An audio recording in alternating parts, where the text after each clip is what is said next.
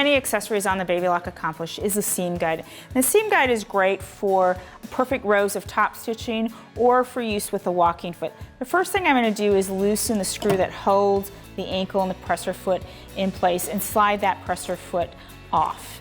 Then what I'm going to do is I'm going to take my seam guide and slide it underneath the needle. That's going to be the easiest way to do this because of this bar right here.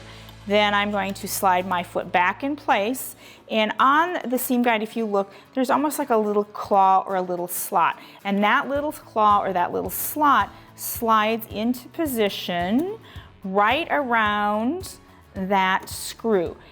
Okay, so now my presser foot's in place, I have my seam guide in place, and I'm kind of just pulling everything to the right to hold it in place. And now what I'm going to do is go in there with my screwdriver, and I am going to tighten everything down. And now my seam guide is in position. Okay, the next step that I want to do is there's 2 screws on this seam guide. The first screw here, what that does is it positions the blade. So either the blade can be closer or further towards you, or the blade can be further back or further away from you. I prefer to pull that blade out so that I can see where that blade is connecting. And then I'm going to go ahead and I'm going to tighten that screw.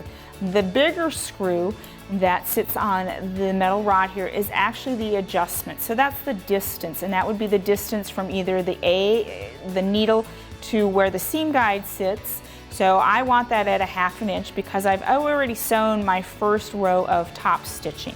And I want my next row to be a 1/2 inch from the first. And the reason I can't use a needle plate for that is you'll see in just a moment, when I place my fabric underneath here, I can no longer see those needle plate markings. So if I want another row of top stitching a 1/2 inch from that one, the seam guide allows me to do that. So I simply place the blade of the seam guide right on that first row of stitching.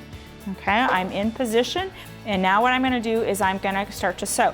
Now when I do something like this, I usually have a little bit longer stitch length, but I also sew a little bit slower. So make sure at this point that you depress on that foot control ever so slightly so that you're more accurate, so that you can guide everything straight. When I come to the end of my fabric, I'm going to simply use my thread cutter button, raise my presser foot, and there I have 2 rows of stitching a 1/2 inch apart.